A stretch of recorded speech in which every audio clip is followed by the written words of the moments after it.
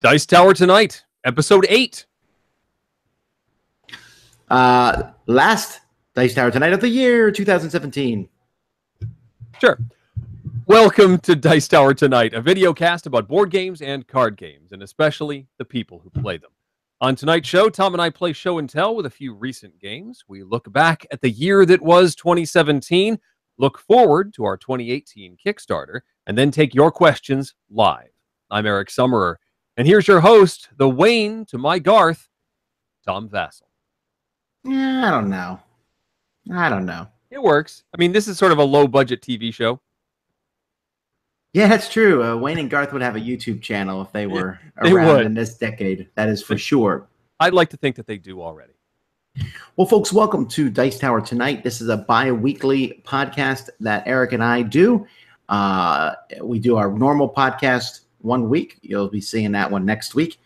And then we do this one, which is about an hour.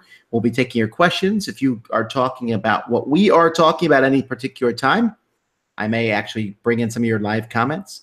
And I can't think of much else. What else is we like board games. Yes, we do. Yes. That's what we're here to talk about primarily. Whew. Well, I'm super tired, so I'm going to let Eric go first. Oh, great. All right, let me go to the top of the stack here. This is a game called Secan, Secan, from Bear in Mind Company. It looks, mildly puzzly and numbery, doesn't it? Inside, there's not much to look at. You've got 4 different colors of number tiles. They're as stark as can be. They actually look kind of like foam core. They had the weight of foam core, but it's not really foam core. It's some sort of plastic. But still, really not much to look at. You take a set of these tiles, and based on how difficult you're making this puzzle, you have like from 1 to 12, maybe 1 to 18, all the way to 1 to 24 if you're playing the advanced level. And you draw a certain number of these. It's like 4 tiles if you're doing the basic. And you arrange them in a square. Okay? Everybody else playing the game takes those same 4 tiles and arranges those in a square of their choosing as well. Then you say, ready, set, go, and you have to place all of the other tiles around your array so that you can take any 2. So I've got the 17 and the 4. If these were next to each other, I could add the 2 numbers together to get 21, or I could subtract the 2 numbers and get 13 and put the 13 or the 21 next to those 2 tiles. And I continue doing this, spreading out around the table, and hopefully get all of my tiles on the board. If I'm the first to do that, I win. Of course, if you're only playing with 1 through 12, you have a much more limited array of things. You can also multiply or divide the numbers, and you're sort of, you go down one route and reset and fix your errors and hopefully figure out the puzzle. I thought that my son would be interested in this one. He's a numbers guy. He likes math, and I think this would work as a classroom exercise. But as a game for fun, it wasn't something that had me terribly well engaged. I mean, there's nothing to look at here. It's just numbers in 4 different colors, and we did the basic puzzle, twice or so, and I asked if they wanted to advance to the medium puzzle, and nobody wanted to do that. This was my mother and son that we played this with. They just weren't interested. I wasn't terribly engaged, so I am planning to donate Secan to my son's classroom. It will work well as a math exercise in a math classroom, but as far as a fun game, I'm not really there. Secan. It sounds interesting to me, though. It does sound really good. Except it looks boring as all get out. And that name makes me think that it's a different word backwards. Naces? Well, no, I'm not saying that it is. It's just that when I look at that, I'm like, that's a fake word. That stands for something. It's something. It actually means something. Hang on a second. I think it's on the back of this. Secan means... It doesn't know. It means something. Subtraction. Maybe I'll figure it out. Exfoliation. Exfoliation. Yes, Counting. Exactly. And numbers. That's exactly what it means. Exponents. Sorry, it's a better. Exponents. Oh, it's my turn, isn't it? Yes. Oh, hang on. I found it. In Old English, seekan means to seek or search for. That's fantastic. We don't use Old English. That's a You learned bad something. name. Okay. But I've learned something. I'm going to show you a deck of playing cards. Okay. There's nothing special about this at all. It's just a deck of playing cards. Okay, but it's very shiny. As you can see, I put a lot of effort into my game selection tonight. Uh-huh. It's super shiny. Look at these suckers. Oh, boy. Wow. Bling, bling. Indeed. So that's all I'm doing is showing these cards. I needed to show them somewhere, right? They look really cool. No, I would actually play a game with these. You know, if And someone you said, blind yourself. I would not blind myself. If you caught the light wrong, you would blind yourself. All right. Pick a card. That one. I knew it, Eric. Every single time. You're the Joker. Yeah. Now we'll cut the deck in half. This is Eric's side over here. This is mine. We will now play war. Eric got a jack and I got a 10. Eric wins. Is this now, how we're spending the hour? What do we I do? got a 6 and Eric got a 6. That's a tie. It's best 3 out of 5. A 7-4. Now I win. Okay. Eric's turn. 8-3. I won again. I'm on a roll here. 10-4. I win war. That was very fair. Congratulations on your loss. Okay. Am I dreaming? Is this actually happening? That we're? Is it my turn now? It is your turn. My turn was simply showing off a deck of gold cards, which don't even have the name in them, so I can't even tell you where to get them. Yeah, who makes these things? I don't know. They're gold cards. They're probably. I'll have to look it up in my email. Okay. Well, thank you for that one. Next up is one of the new entries into the escape room genre.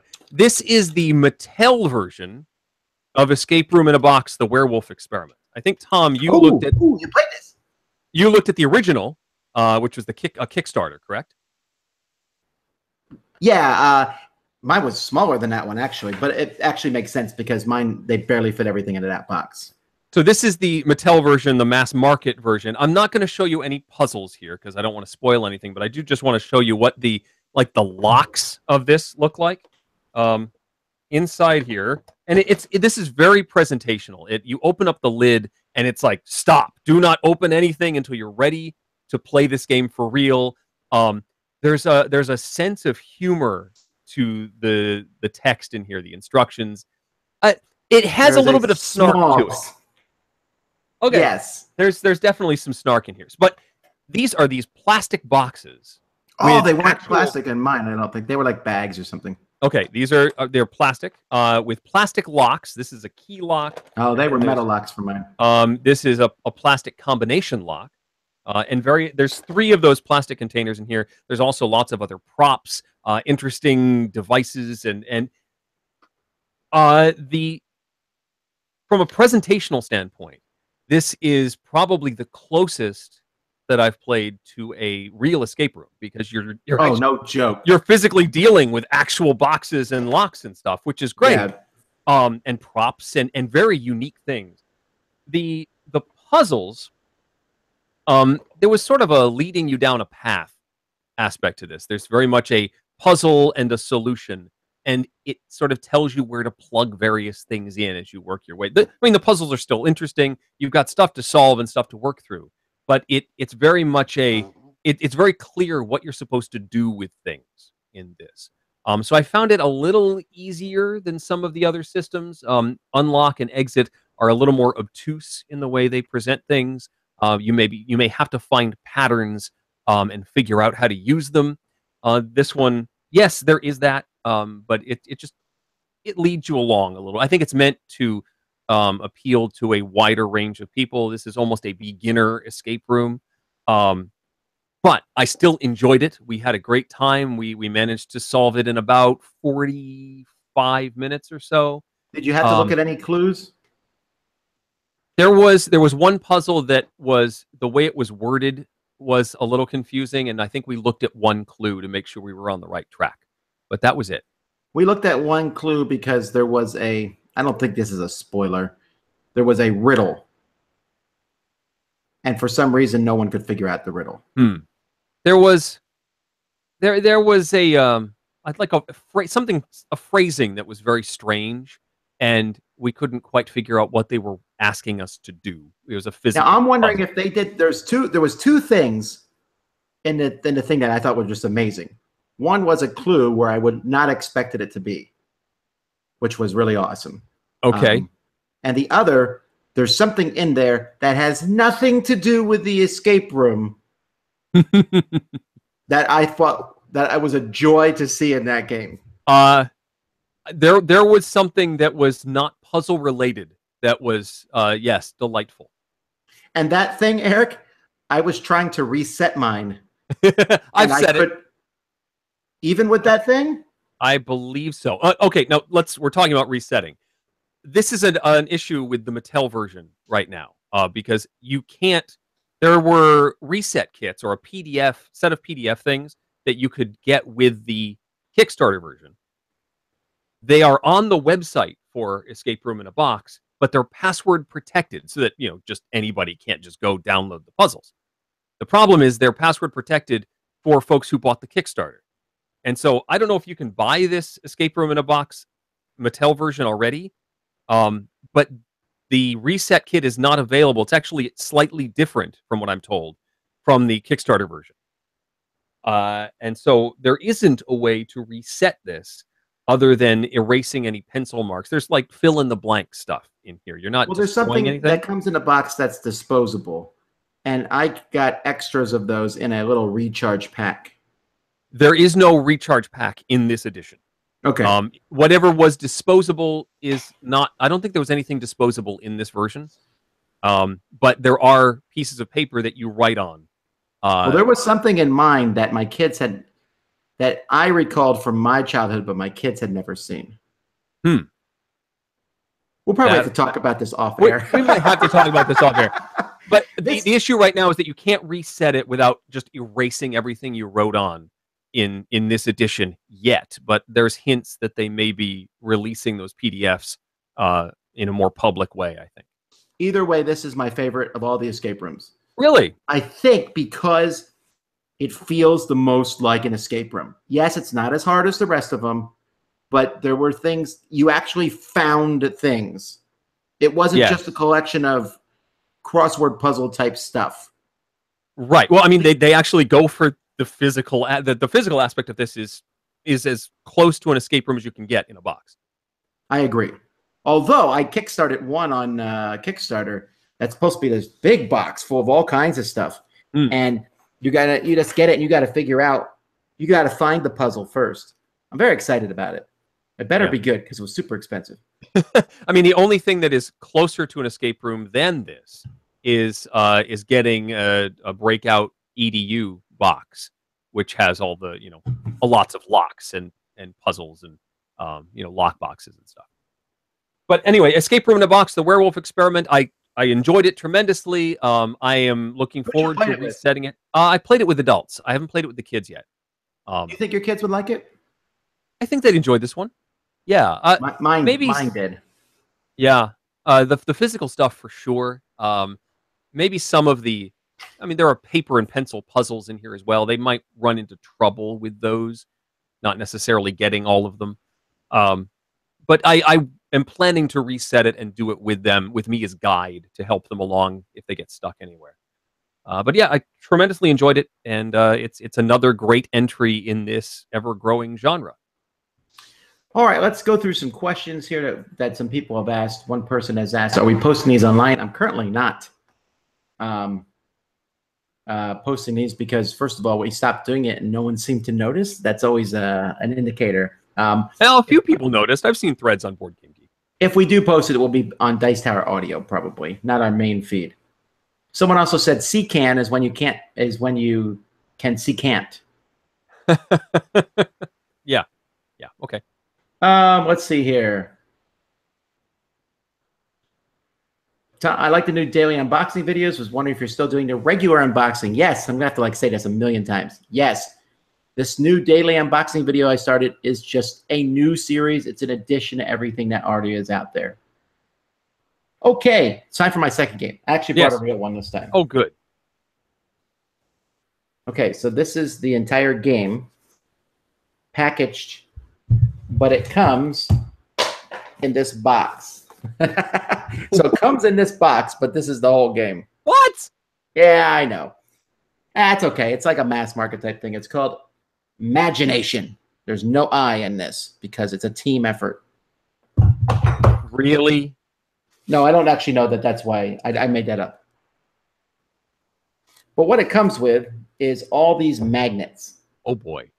And these are really strong magnets to the point where I really should be careful. Get them away from your computer. What are you doing? Right. So, okay, so I'm going to go back a little bit.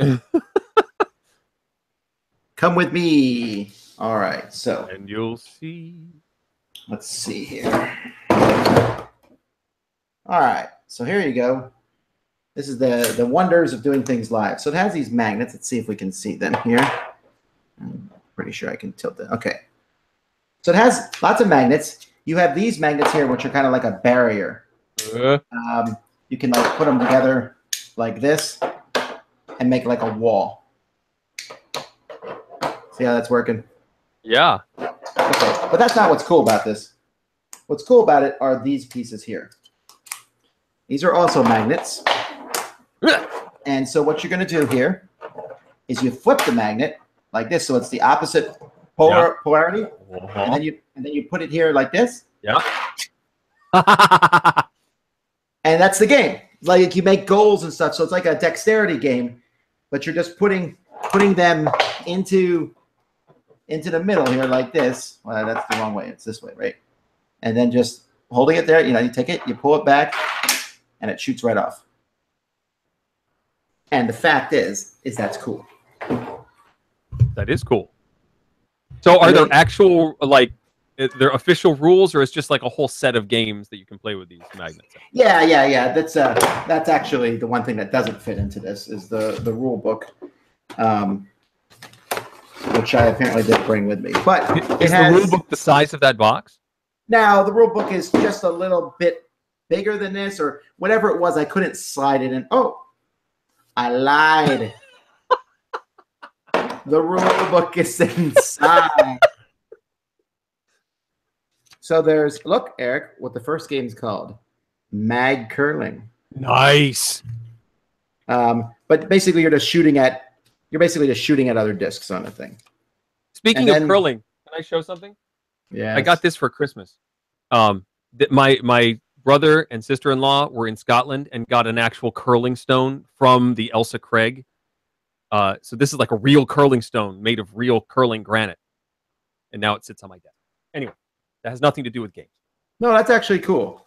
I got these socks that are American socks for whatever reason. Congratulations. I also got a hat. I also got some candles. Nice. There's also Mag Tension and Mag Golf. Okay. And the rule book, as you can see, the rule book here is really nice, though. It shows all kinds of cool things. It's like scientific. This is how magnets work and things like that. I really like this because the basic game itself, I like flicking games anyway. And this is essentially, it's not a flicking game. It's use a magnetic force game. So it's the same type of thing. Really, really fun. Highly recommend it. That is, what is the game? Imagination. Imagination. Yes. Who makes it? Oh, it's a new company, or it's from Norway. Oh, it's by the same company, Imagination AS. They did not obviously watch my video that said, don't name your company after your first game. Exactly. Why do people do that? You might make a second game. All right. Look what I got. Pandemic Rising Tide. It means it's technically out before the end of the year, so I should have put it on my top 10 list. I did. We are actually, Eric, we are going to be counting that and a few other games that just came out as 2018 games. We have to because they're too close to the end of the year. Depending on how long your shipping takes, you're right. For purposes of Dice Tower Awards, we're going to have to actually sit in the Dice Tower Award Committee and agree on that because there's other games like Grim Forest just came out. Okay. That's not even going to get the Kickstarter backers probably by the end of the year. This happens every year. There's a bunch of games, and so we need to look right now. In fact, let me pull up. I'm totally hijacking Eric's thing here. You are. Sure. Cursed Court might not count because that just came out. Pandemic for sure, because it came out December 21st. That's really close to the end of the year. Yeah. Fallout, that's going to be a tough one. Fallout came out on the 20th. We're going to make some sort of call. We'll let our group decide. Yeah. Okay. Anyway. That's good. Okay, so next, my game. So, Pandemic Rising Tide is a co-design with Matt Leacock and Urin Duman, one of the Splotter guys. And Z complained on the podcast about the look of the board. It's Norway. There we go. And I'm falling asleep just looking at that. Yeah. Actually, I don't know. Actually, that's not that boring. So the object is to save the land from water. The disease here is water that floods in to areas of the board from the seas. And as the game continues, the water level is going to rise. And so you start out with the sea being at like 2 water cubes, which then flow into 1 water cube.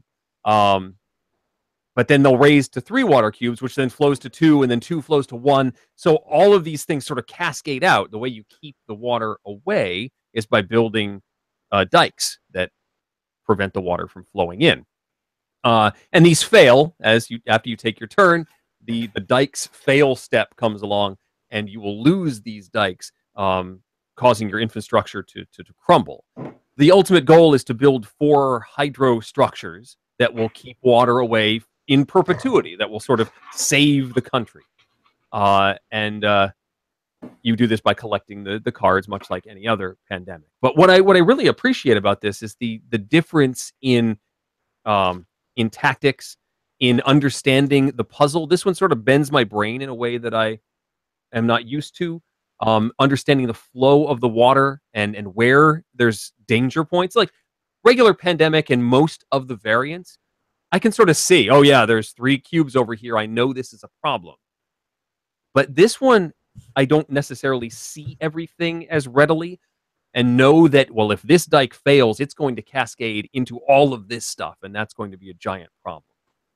So I'm still working through that, and it's still a different challenge. You can build pumps that can pump water, and not only does it pump water out of that zone, but it pumps from anywhere connected by water to that zone. So that's a neat puzzle in where you take water when you set those things off. I enjoyed this a lot. My wife enjoyed this a lot. We tried it on the cruise together, and she immediately said, "Oh yes, we're going to get this when it's available." And so I'm looking forward to not only playing the base version more, but there's also additional challenges. There's a whole variant. So the basic game, you're supposed to build those 4 hydro structures, but you can also shuffle those up and deal out 1 of each color from different stacks of cards, and have 4 completely different challenges, maybe involving population or involving removing water from certain sections of the board, which really will liven things up and change up the experience. So there's a lot of game in here that I'm looking forward to explore. What's your Rising Tide. It's at least an 8 and probably rising. I need to play. But yeah, I like it. I like it a lot. I liked it a lot more than Z. Z was sort of lukewarm on it. Yeah, that's what he said. That's what he said. I think this is it's a neat challenge and different enough from Pandemic to be a keeper. Let's see. Anyway, there's no questions about Rising Tide, I don't think. Although someone did say, my daughter wants to know why you hate cereal. Oh, that's easy. See, if you go to school, they have these pencil sharpeners, and you put your pencil in, and the little shavings come out. Now, you think that sometimes you might throw them away, but if you're not looking, your teacher takes those and they ship them all off in boxes to Kellogg's and the other companies. They then use those pencil shavings to make the cereal. That's not Cheerios and cornflakes. Denial. He's in denial. That's not true. That's all made out of the pencil shavings, which is why they taste like they do. And then one day, a guy was eating this pencil shaving stuff, and he actually dumped his milk right onto it. And he's like, well, I don't want to look stupid, so I'm just going to keep eating this with milk on it. And then everyone's like, oh, I don't want to look stupid either. And it's just like the emperor's that has no clothing. Same situation. So nowadays, everyone's like, cereal's delicious. And in reality, everyone hates it. But you're trained to like it. So it's kind of like this. You should stay away from tobacco. You should stay away from drugs. And you should stay away from cereal. Wow. I have to disagree because I lived half an hour from Cereal City in Michigan. And I toured the Kellogg's plant, and I knew a lot of people that worked for Kellogg's. So, you go cereal. Also, I misspoke earlier. This isn't Norway. It's the Netherlands. I messed up my N countries. The Netherlands, the Dutch. Oh, you're never going to live that one down on the internet. Please don't send your letters. I figured it out. I knew it was wrong when I said it. The Netherlands. All right. Where is that other stuff? I don't know. Where's that other stuff? Can we move your camera? Oh my goodness. I'm okay. I was just pulling the table a little closer. Okay, I thought you knocked something over. Oh, my arm felt that one though. All right. Well, I don't know where those things are. Well, I have a few things here to show you guys. Only two. All right, so. This is the new sticker that's going to be in our upcoming Kickstarter, which is like a week and 1 day, half a day away. Oh, boy. And then this one, I'm going to get them made actually a little bit bigger than this. This is like a bumper sticker type thing. Nice.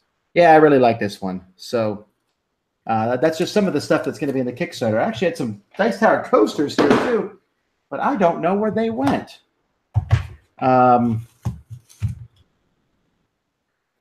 Actually, this isn't the only sticker. There's also going to be the sticker of my guy and Eric's guy and Suzanne's dice guy too. So Z and Sam are left out this time? This time, but we'll get them next year, right? Okay. So, and by that time, we'll probably have more stickers for more people and things like that. All right, sign me up for a full set. I want a full set. Right. So I've been working on the Kickstarter, folks. We got a lot of cool promos in it and things. There's still stuff I'm still waiting to find out about. These publishers, some of them are making me wait to the last second just to keep me on my toes. But I just was working on that. We're hoping that we will finish it up tomorrow, actually. So we just thought we would talk about, let me see. Let's go through some of the questions here real quickly. Let's see. Have I had any luck finding upgraded dinosaur meeples for Dinosaur Island? I have not. I'm working on that. I bet a lot of companies are working on that. So anyhow, man, where are those coasters? I thought I brought everything up to this room and set it on this table. Oh, well, what do you do? The magnets kind of threw me, and then this box, and then I got my dice spinner. Have you ever seen this? Did I show this, Eric? What? That's hypnotic. Yeah, well, it's a fidget spinner, right? But it's a die. So I think you spin it, and then you put your finger here, like, ready, stop. And I just rolled a 4. Whoa. So this one is a 6-sided die on the inside and a 12-sided die on the outside. Okay. I have like 10 of these. Wait, with different values on them? Yeah, I got like a 10-sided die, a 20-sided die. I have a roulette wheel for no reason at all. It was a Kickstarter. What was I supposed to do? Wow. I'm really like off topic here. So here's you can use that as a coaster. So I want to talk about this year. And folks, I thought what we would do is briefly open the door up here.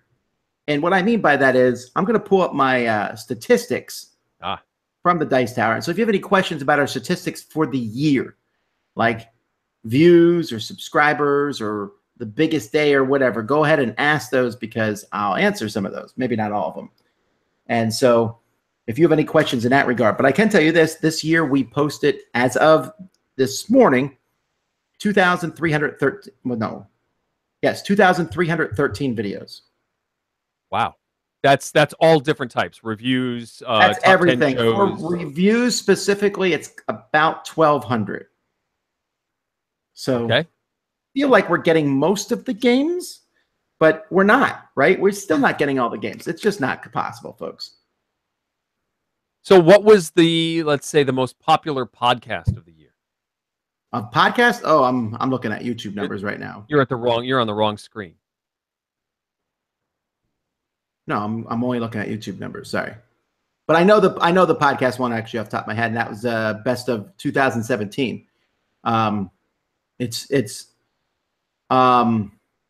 That's always our biggest podcast of every year. True. All right, hang on one second. I lost my stat thing. That is not what I want. We'll move this around.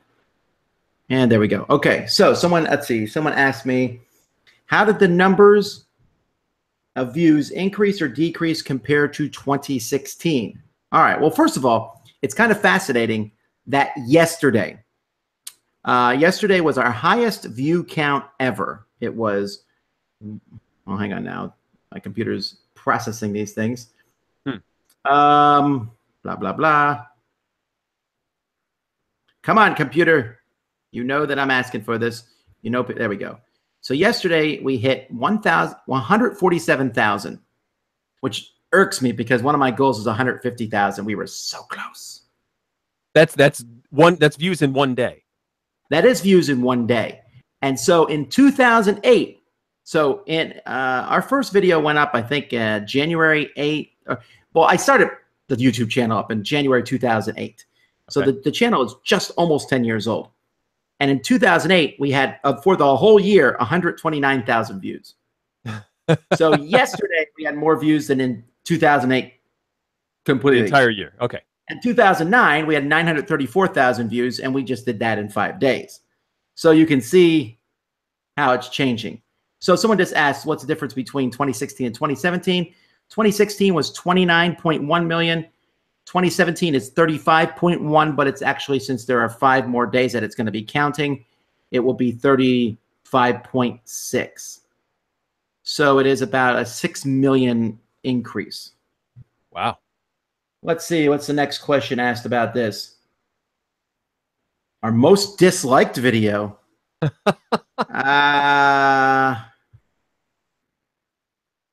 Well, let's pull that up. You've got those stats? Yeah, well, you get a lot of stats on Google Analytics. They're very handy. I'm only going to do the most disliked video that is still on the channel.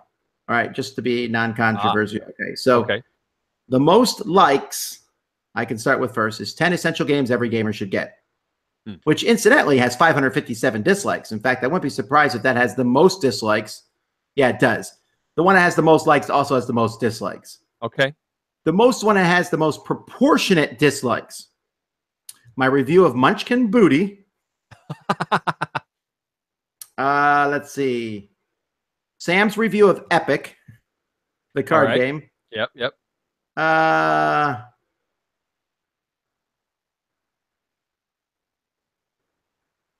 Gamma Trade Show interview with Asmodee. Oh, yes. Had 57 likes and 129 dislikes. Wow. That was the one from 2 years ago that they were discussing their new retail policy. Yeah. So, well, for whatever reason, I mean, let's see. Here's another one. Lords of Waterdeep. Oh, that wasn't me. That was another. Sorry. I'm only listing stuff that I'm only gonna list stuff that I've done. I'm not throwing my contributors under the bus here. Oh, here's one. Dr. Beaker. Oh yeah, that was my fault. My hands were covering the screen for a lot of it. Oh, oops. Yeah, that was a sad thing on my thing. The interview with Stefan Feld at Essen Spiel that we just did, where the microphone didn't work very well, and we decided we'd rather post it than have no interview. Correct. Yeah, well, then we learned from lessons from that.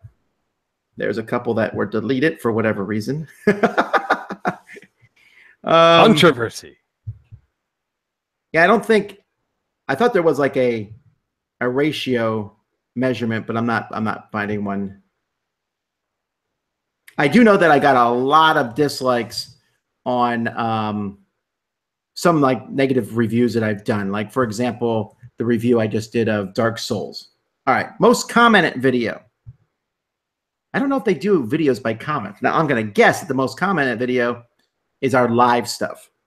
Right, and it is. Oh, yeah, sure. Our live marathon, the first one we ever did in 2013, had 6,588 comments. Wow. Yeah, so live get me marathon, live.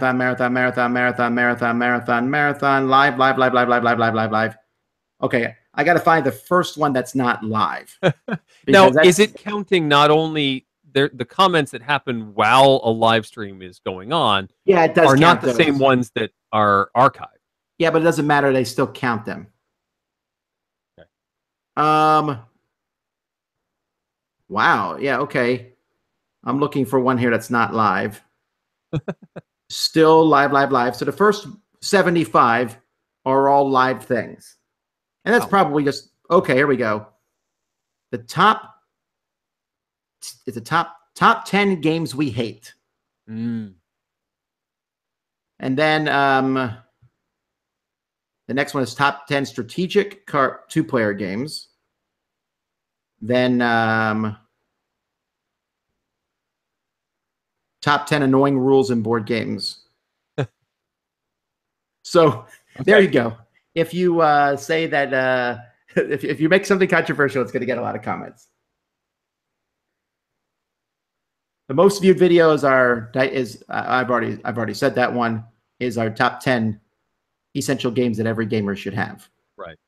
That sort of thing I've always find fascinating, and it's really, to me, it's cool, right? If nothing else happens, we have a video that got 1 million views. So that's kind of cool. It's actually at 1.124. Our second highest one is top 10 games we hate. I guess I'm not as proud of that. That's at 483,000. Oh, no, I'm sorry. That's our third. Our second is actually top 10 essential games every gamer should have, our remake of the list.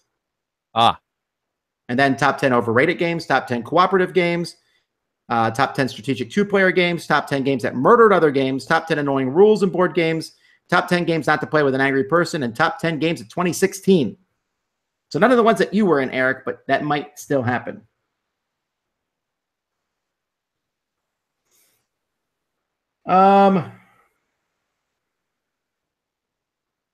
Let's see here. What's the biggest omelet I've ever had? I don't know. What about you, Eric? I think I had a 6-egg omelet. I don't really. That's all. 6-egg omelet. Well, yeah, and that's like humongous for me, right? I don't want to eat more than that. No, I did 3, maybe 4. 4 is pushing it.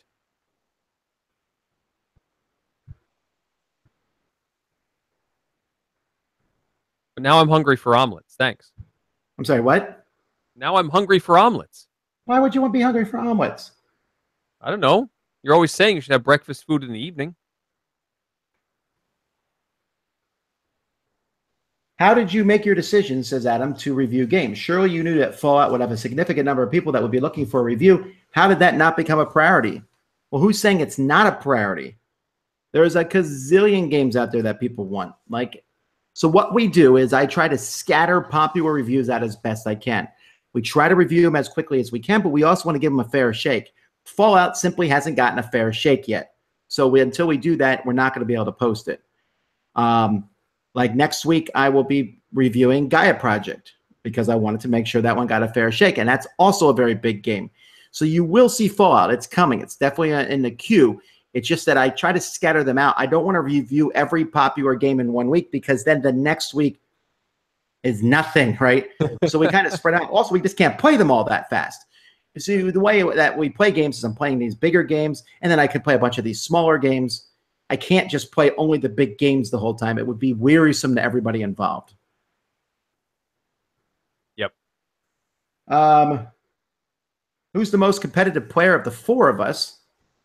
Definitely Eric. I'm just quietly competitive. No, we were recording. Did this go up yet? No, it goes up tomorrow. Okay, so we're recording our top 10 experiences. Okay. And one of them was Sam talking about how he played a game where you got mad at the game.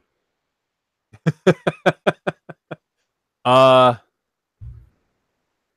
it the Pyramid of the Jaguar? No, It Pyramid. Pyramid, whatever it was. Yeah. At Essen, yeah.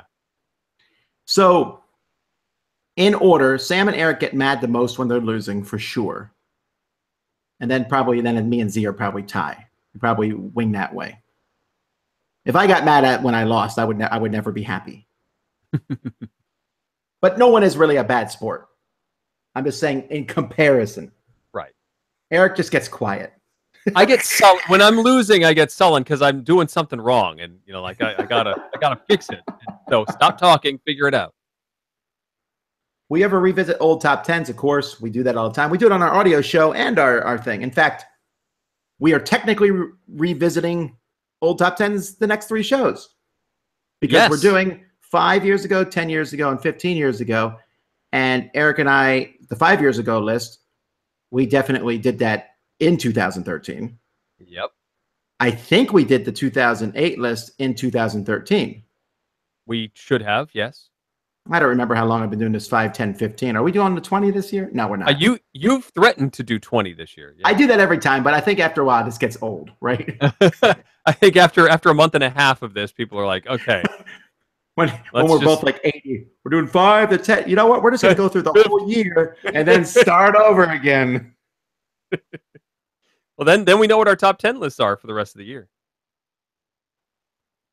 Let's see. Is there going to be a marathon in 2018? There is, and Eric can't make it, unfortunately. I can't. I have books to record throughout. At least January. He can't make the first one. One of the stretch goals in our Kickstarter campaign will be to do a second one, which we'll do if we reach that goal, and then we'll try to program that one so that people can make it. However, Mandy's going to be at the first gaming marathon, so that's exciting. She's able to make it in. That'll be fun. Also, we're doing this coming Friday. That's 2 days from now. We're doing a live RPG. I heard about this. This sounds exciting. Yeah, I can actually. Let me. Why don't you see? I don't think you know this yet. So why don't you see, Eric, if you can guess the classes that we all are? Okay, so there's 4 of us playing. It's me, Sam, Z, and Derek. We're playing, and I want you to guess what classes we each picked.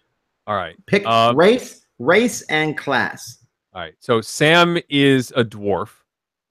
Okay, that's 1 out of 8 correct because that was super obvious. Right. I'm going to go dwarven barbarian. Unfortunately, no. He is a dwarven ranger. Ah.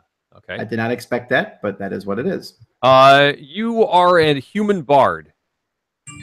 Close. I thought about playing a human bard, but I'm actually neither. My race is a fire genocide or whatever. I don't know. And I'm a warlock. Okay. I never played a warlock before, so I wanted to try something different. Z is elven wizard. You know what a warlock is, right? Yes. The wizard. Sure. Why would we have 2 of those in the same party? I don't know. Maybe he just really wanted to be a wizard. Actually, Z is playing a half-orc barbarian. All right. So then, what's the missing thing in our party? What's missing? You don't have an elf. So let's say Derek's an elf. Actually, where is Derek's character now? I'm looking for it. There's Tom's character. There's Sam's character. There's Tom's character again. What? Did I open my character twice? How's that possible? Oh, I did. His is a Goliath race, and his class is cleric.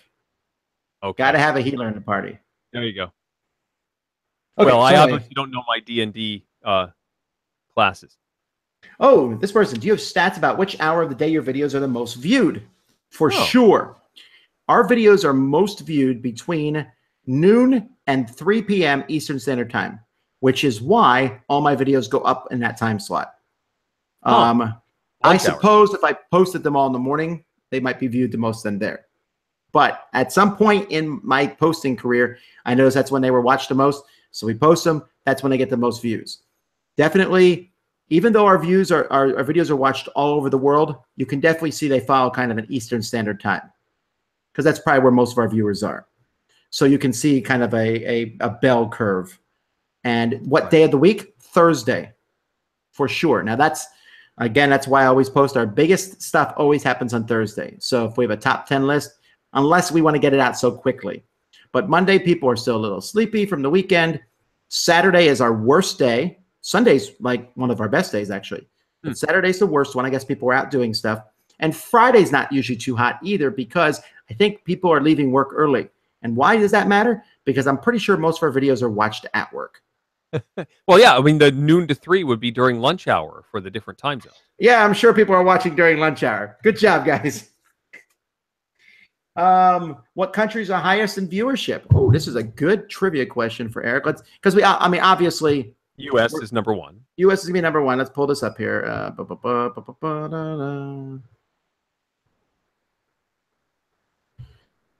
Okay, so let's see here. Where would that be in this thing here? Interaction, demographics. What do you think is the average time our videos are watched? Now, you got to include in that we have hour-long top 10s. Yes. Well, let's say 18 minutes. Good, but it's actually around 8. But I don't know how many of those count or somebody. Yeah, that's true. Okay, so, well, unfortunately, this is gonna. I mean, we're trying to get this to change, but definitely males are like, it's about 90% of our viewership. Wow. Now, I don't know how true this is. Like, is it underneath account names or whatever? You know, I'm not sure how they come up with these demographics, right? Because you don't know who's watching on any YouTube channel at any point in time. Right. It could be whoever signed up for the internet account. And 25 to 34 years is our biggest group. Our smallest group is that teenagers. Shocking. We need more Mountain Dew sponsorships and flashy jump cuts. I think demographics is actually the wrong thing. I should be looking for. What should I be looking for? Is there a location? I got watch time reports, demographics, audience retention, watch time, overview. Maybe it isn't demographics and I just missed it. Okay, more metrics. Interesting. I know that I know it's on here somewhere. Maybe I'm going to say that number 2 after the U.S. is the Netherlands, just so I make it up to them for messing things up earlier. Actually, let's see here. Oh, come on, come on, come on, come on. Where do most of our people come from who watch our channel? Most of them just come from watching, from just straight links to it, actually. Okay, I found it here. It's under geography, which was a subtotal under subscribers. Okay, so this is just our subscribers. Okay, so our number 1 subscribers is United States. Number 2 just barely beats number 3 by 200 people. Who is it? Canada. That's number 3. Number 2 is Germany. That's number 4. Oh, then. By the way, Netherlands is number 10. Okay. So they're in the top 10. All right, yay! Sweden. Sweden is number 8. This would have been a really good list for one of our shows, right? Would have been a good list. Now we're just ruining it. We can't use this now. Oh, those guys don't watch this show. They don't watch this. Okay, I am talking to you in a language. Brazil. Brazil is number 6. And we both understand each other because we're speaking the same language. How about Great Britain? There you go, number 2. So number 5 is Australia, the other English-speaking country. Then number 7 is unknown region. I don't know what that means. Then Sweden, Poland, Netherlands, Spain, Italy, Mexico, France, Belgium, the Philippines, Denmark, Russia, Thailand, Greece, Singapore, Romania, Japan, Finland, and Portugal. Nice. It's kind of a bummer, though. Like, I lived in Korea for 9 years, and they're not in the top 25. But that's because most people in South Korea speak Korean, right? And our channel's not. Korea is in the top, I believe they're 33 here. They're less than Chile, but higher than Vietnam. I'm hoping to vacation in the unknown region next year. It's a super fun place. I've been there many, many times. Okay, so let's see what percentage of your breakfast podcast contributors you've met in person? Let me look that up. Now, I don't know. We met a good chunk of them at Dice Tower Con this year and at Gen Con too. We always put out the call whenever we're at a convention, like, hey, do you want to come help at the booth? And it almost always happens. Right. So there was a couple we met at Origins, a big chunk at Gen Con. Our European contributors, we've met most of them at Essen. Yep. So there's a few that I have not met face-to-face, but I've met most of them face-to-face. Was there anyone that we met at PAX that we had not met anywhere else? I'm going to say yes, because I'm going to feel that saying no is wrong, but I don't remember. How comes Tom's Apple Watch keeps breaking? I don't know. The first time it broke was the battery expanded and the front popped off. Yep. They said that was a defect, so they gave us a new watch. This time it looks like the exact same thing happened. I don't know. I haven't taken it back to the Apple store yet because last week that would have been like something an insane person would do. I'm not even sure this week's a good week to do it. No, gift cards. Yeah, you're right. So I'll wait till next week when the kids are back in school. Let's see.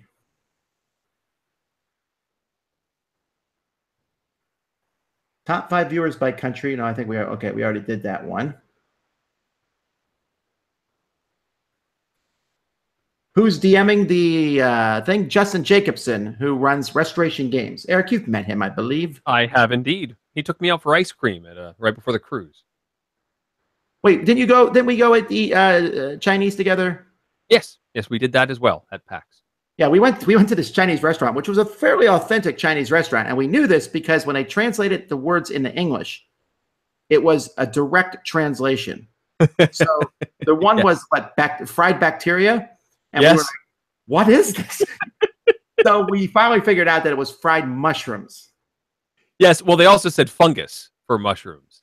Right. So but when we ordered from this place, we were not thinking typical Chinese restaurants serve family style. We did not. That didn't even occur to us.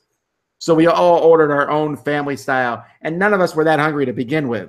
So we're like, we must try to finish this. And this place, those chili peppers, I think they got a discount somewhere. Yeah, they had a whole truckload of them in the back because everything was just packed with them. And I like those chili peppers, but there comes a moment where you're like, maybe too many. Let's see here. I'm looking here. Use these stats in your next Wits and Wagers game show. Maybe I will. Are all 5 continents representing your viewership? Well, I think there's 7, but it's definitely true that Africa is going to be our lowest continent. It's United States. I mean, sorry, Canadians. North America obviously is number 1 by a mile. And Europe is number 2 by a mile. And then Asia would be 3rd. Then probably South America. Yeah. And then Africa. And I doubt Antarctica is even on the list, but it might be. I haven't looked. Yeah. But so Australia is number 6. That's right. I keep forgetting Australia is a continent. No, Australia would probably be higher than Africa and South America, probably. Okay.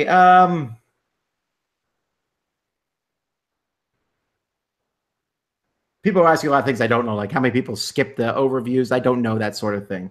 I understand a lot of people skip around our videos. You know what? I skip around in videos too, so I have no problem with that. The whole thing about the Dice Tower is we want it to be a library where you say, ooh, I like to learn about this game. Here's the thing. Here's a top 10 list. I'll skip to the part where they're talking about this. That's fine. That's the whole reason YouTube exists. I'm never upset if someone says they can't watch my whole videos. Or some people come to me and are like, I'm sorry, I can't watch all your videos. And I'm thinking, who does? How could you? Well, Kabuki Kid does. But for most people, they don't watch all our videos. I certainly don't. You don't. And I know this because we'll talk about stuff and you're like, I didn't know that one. Like, we talk about this all the time. Oh, it's on our video show. Yeah. which is why Eric is on the video shows now so that he can be more of this. And in fact, folks, we're going to be doing guests on the show occasionally. So you'll see that sometimes in the future. People said unknown location is the Twilight Zone. Ah. Hey, did you hear the Twilight Zone is coming back? Interesting. That could be terrible. Well, I actually think it's going to be great, but I don't know I'm going to watch it because it's coming back on CBS and they're going to stick it on that paywall thing. Really? But here's the deal. Is Star Trek and Twilight Zone together worth subscribing to that? Maybe. You and I both like Star Trek and we both like Twilight Zone.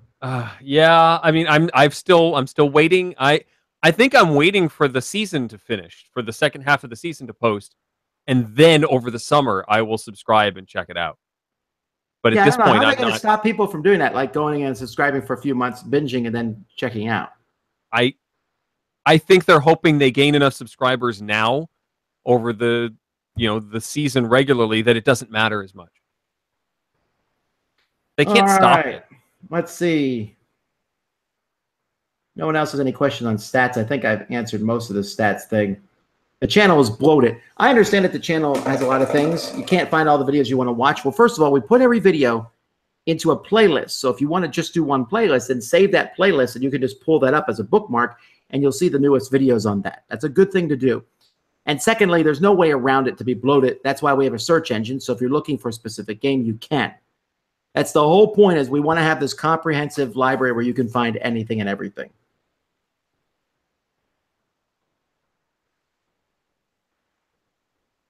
Let's see. I have not tried the new Imperial Assault app. What should we expect from the live show Friday?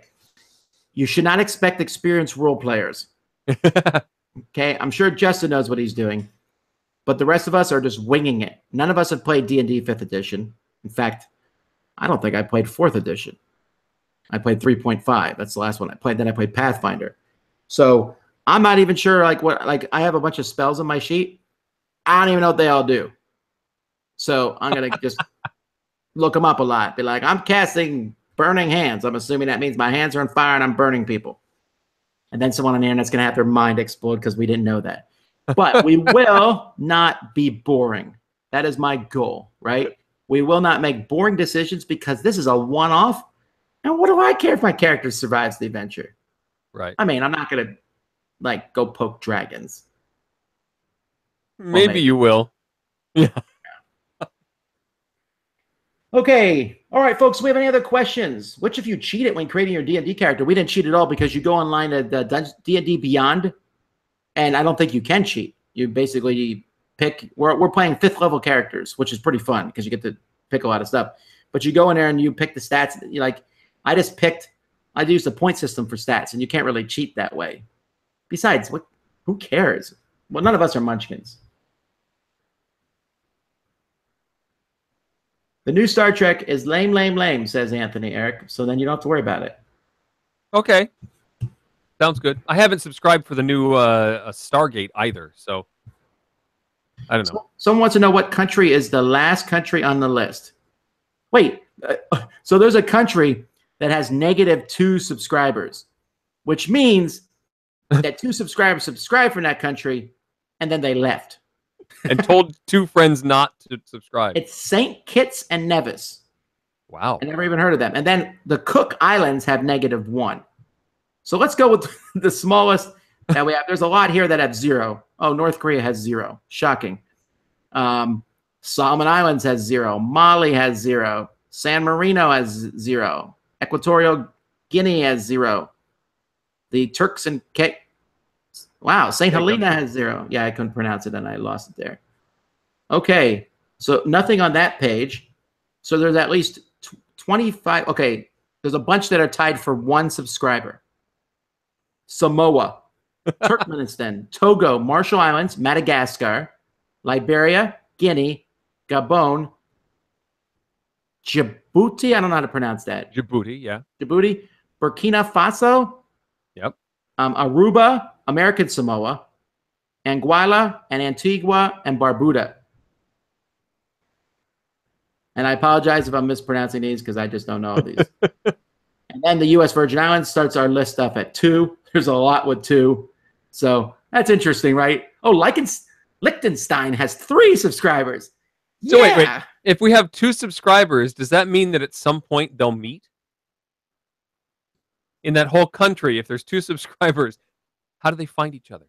Wow, we have a lot of countries that there's like just a few subscribers from. And I guess that's fair enough, right? All right.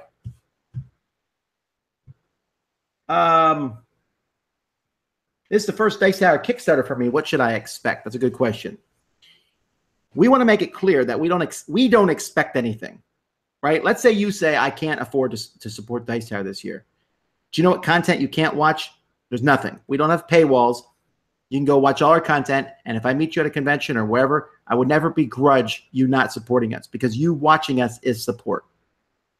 But if you can, then we ask that you support. When you support a Dice Tower Kickstarter, we want you to go in with the mindset that you are supporting, not that you are buying something. There are rewards, but if you think about it, and I wish that you would not think about it too long, they're horribly overpriced if you look at them as buying something. Yes. But think of it as a gift. It's like PBS. You give PBS $10,000. By the way, we don't have a $10,000 pledge, but we will accept them. But if you get PBS $10,000, I think you get like an umbrella or something like that. No umbrella. I think you get your name in Masterpiece Theater if you donate that much. But it's still like a ridiculous. You Right. wouldn't do it, I hope, for getting your name in Masterpiece Theater. I would think you do it because you appreciate PBS and what they're doing. Right.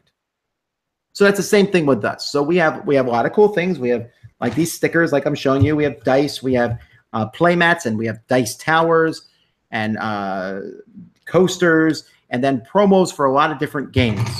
Here, I'll spoil some of the promos for you. So let me see if I can pull this up. This is what people want to know about anyway. Let me see if I can find the file with the different promos in it. We're going to have some promos for Terraforming Mars, some cards that you haven't seen before.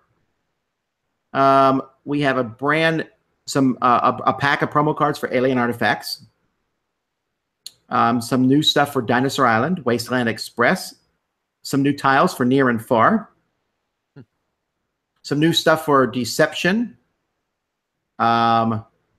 Some new cards for Vikings Gone Wild, for Sheriff of Nottingham, Oitama, Viral, King of Tokyo, Grim Forest, Exodus Proxima Centauri, Pursuit of Happiness, Cyclades, When I Dream, Imhotep, Deception Murder in Hong Kong, Downforce, Dragon Castle, Eon's End. King Domino. King Domino will be fun. We're getting what we're getting for King Domino are some stickers to put on the meeples. Oh. That look like Eric. Really? Yes, really. Oh, cool. Yeah, I think that's a pretty cool thing. All right, last question, and then we're going to shut down. What has the impact of Kickstarter been on the board and tabletop gaming market and creators? That's like wow. a 4-hour answer. But it's been humongous, right?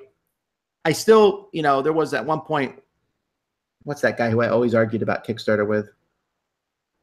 Anyway, he said Kickstarter is the single biggest influence on board gaming ever.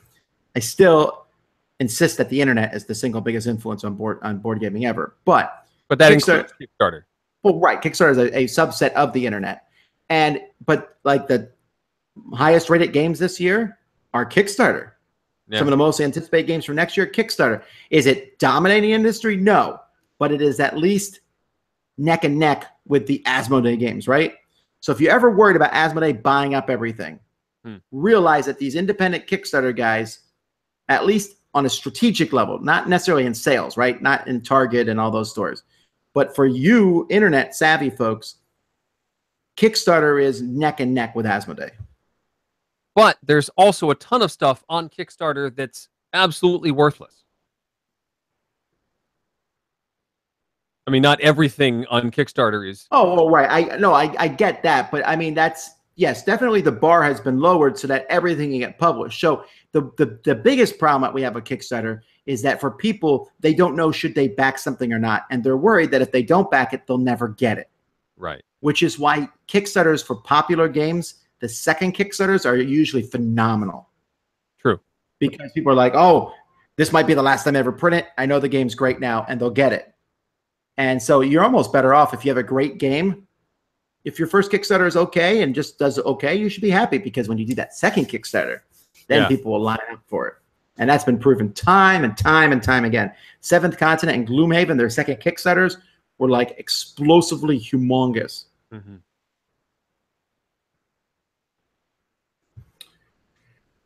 All right. Well, folks, someone said, wow, Eric said something negative. It happens on occasion.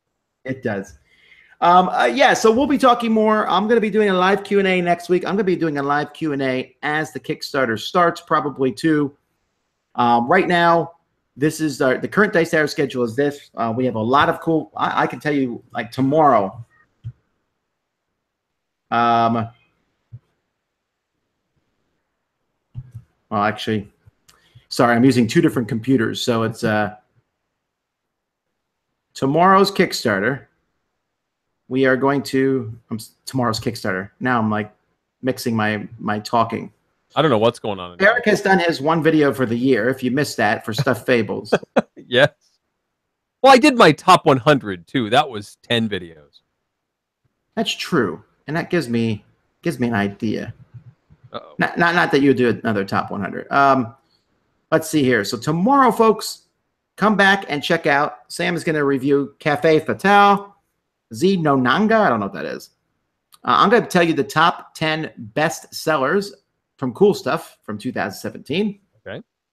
I'm reviewing Catacombs and Castles. And our big review for tomorrow is our top 10 experiences of 2017. What were the best, most fun experiences? How many of them included Eric? Well, you already know at least one did. Yeah. I'm trying to think of any. I'm trying to think if any of mine did. Oh, I love being a valued member of the team. That's fine. You know, on the cruise, did we play any games on the cruise at all? Oh yeah, we did. Well, I taught you that cooking game. Yeah, Kitchen Rush before. That wasn't on the ship. That counts. That's part of the cruise. Sure. You should have come up and played in a werewolf game. Sure. Next year. Okay, we're getting way off topic, folks. Thanks so much for watching. We appreciate it. We'll see you guys next time. Until then, I'm Tom Vassell. I'm Eric Summerer. And you've been watching Dice Tower Tonight. Thanks for watching. Promotional consideration has been provided by game publishers in the form of review copies of games. If all goes well, Tom and I will see you in 2 weeks for another installment. Our show is supported by viewers like you. Thank you. Dice Tower Tonight is produced by Tom and me with assistance from Derek Porter and Rob Searing. The global phenomenon of everyone scrambling to find the best coupon for laundry detergent provided by Pandemic Pricing Tide. Timothy Pinkham composed our theme, and hosting is provided by Cool Stuff Inc., where you can find great games at great prices at coolstuffinc.com. Give us your feedback on the Dice Tower Guild at Board Game Geek on Facebook or Twitter, or by emailing us at dicetower@gmail.com. And don't forget to visit the other shows in the Dice Tower Network. Find something new at dicetowernetwork.com. Until next time, from all of us at the Dice Tower, have fun, gaming. Woo! Woo, indeed.